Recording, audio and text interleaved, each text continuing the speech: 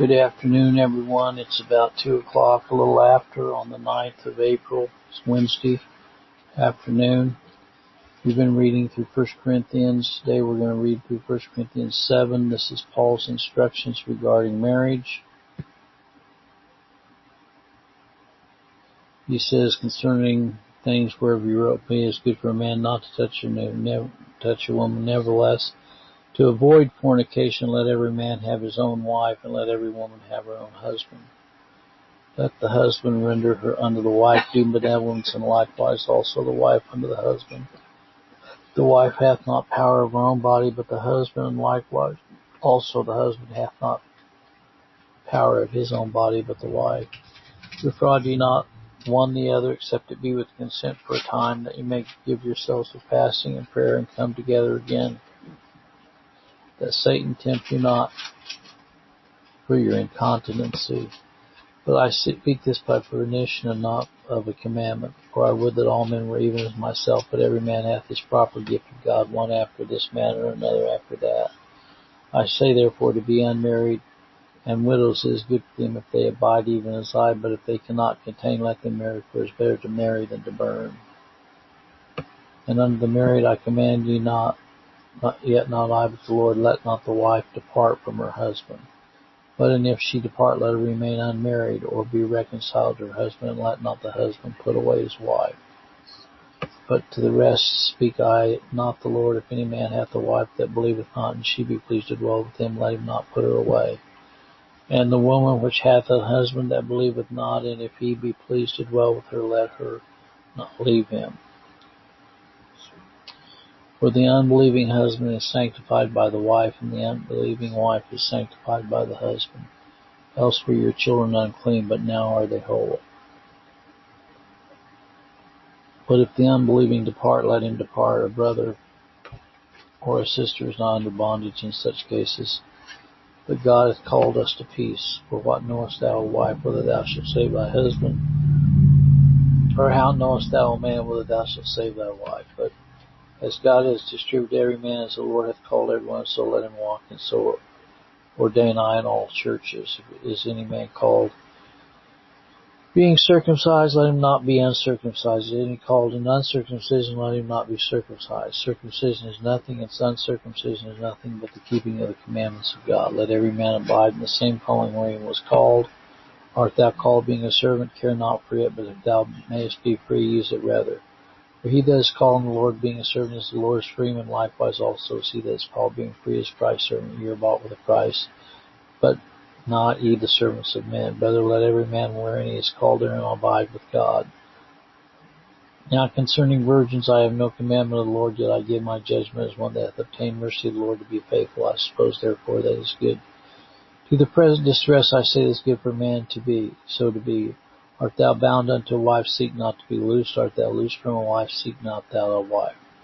But and if thou marry, thou hast not sinned. And if a virgin marry, she hath not sinned. Nevertheless, such shall have trouble in the flesh, but I spare you. But this I say, brethren, the time is short, it remaineth, that both they that have wives as though they had none, and that they that weep as though they wept not, and they that rejoice as though they rejoice not, and they that buy as though they possess not. And they that use this world as not abusing it, for the fashion of the world passeth away. But I would have you without carefulness. He that is unmarried careth for the things that belong to the Lord, how he may please the Lord. But he that is married careth for the things that are of the world, how he may please his wife. There is a difference also between a wife and a virgin. The unmarried woman careth for the things of the Lord, that she may be holy both in body and spirit. But she that is married careth for the things of the world, how she may please her husband. And this I speak for your own profit, not that I may cast a snare upon you, but for that which is comely, and that ye may attend upon the Lord without distraction. But if any man think that he behaveth himself uncomely toward his virgin, if she pass the flower of her age, and need so require, let him do what he will, he sinneth not, let them marry. Nevertheless, he that standeth steadfast in heart, having no necessity, but hath power over his own will, and hath so decreed in his heart that he will keep his virgin, doeth well. So then he that giveth her in marriage doeth well, but he that giveth her not in marriage doeth better. The wife is bound by the law as long as her husband liveth, but if her husband be dead, she is at liberty to be married to whom she will, only in the Lord. But she is happier if she abide after my judgment. I think also I have the Spirit of God. So this is just a general overall instruction to those about marriage. I'll turn this over to Mark and have him read this again. And hope you all have a blessed afternoon. Don't hear much teaching about this anymore because there's so much divorce and remarriage going on in our society.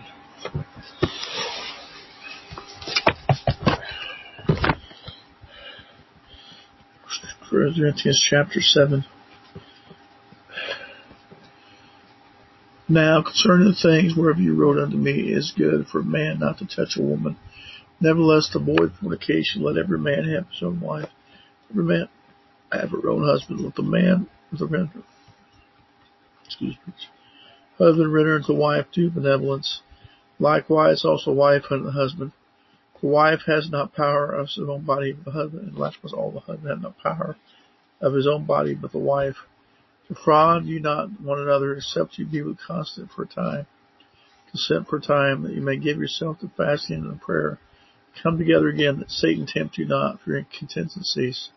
But I speak this by permission, not in commandment. I warn you, for I would that all men were even as myself, but every man that hath the proper gift of God, one after this manner, another after that. I say therefore to unmarried and widows, it is good for them if they abide even as I. They cannot contain, let them marry, for it is better to marry than to burn. Unto the wife married I command, yet not of the Lord, yet not the wife depart from her husband. But if she depart, let her remain unmarried, or be reconciled to her husband.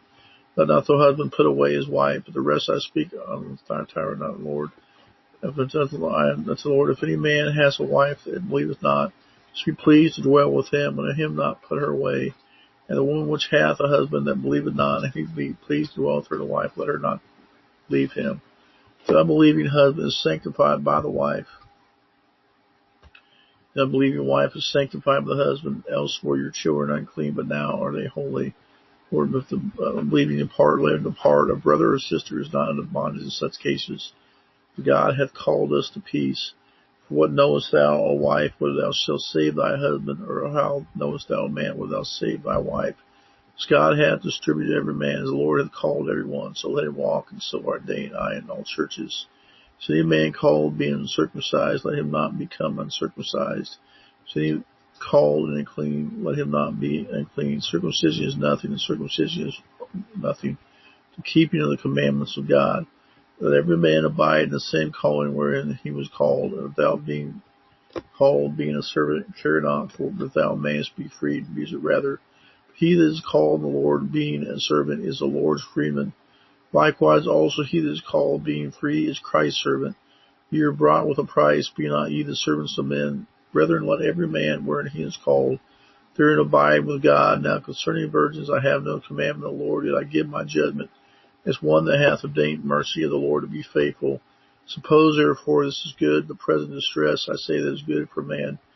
Touch not a woman. Art thou bound unto a wife? Seek not a wife. Art thou loose from a wife? Seek not a wife.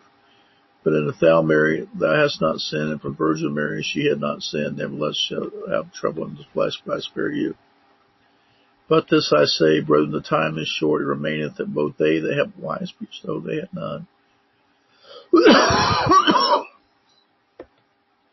They that weep as though they wept not, they that rejoice as though they wept not, they that buy as though they wept not. They that use this world is not abusing it, for the fashion of this world passeth away. I would have you without carefulness. He that is married careth for the things that belong to the Lord, how he may please the Lord. He that is married careth for the things that of this world, how he may please his wife. There is difference also between a wife and a virgin, the unmarried body. No one careth for the things of the Lord, that she may be both holy, both in holy body and in spirit. And she that is married careth for the things of the world, that she may please her wife. Of this I speak for your own profit, not that I may cast a snare upon you, but for that which is comely, and that ye may attend upon the Lord without distraction. Every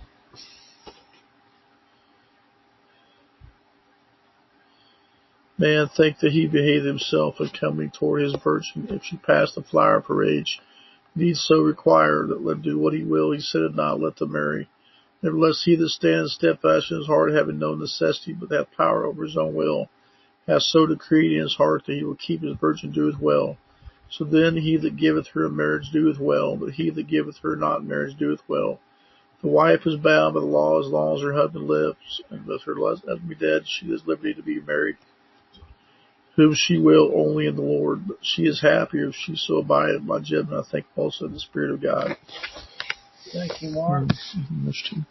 We will continue tomorrow in chapter 8. God bless.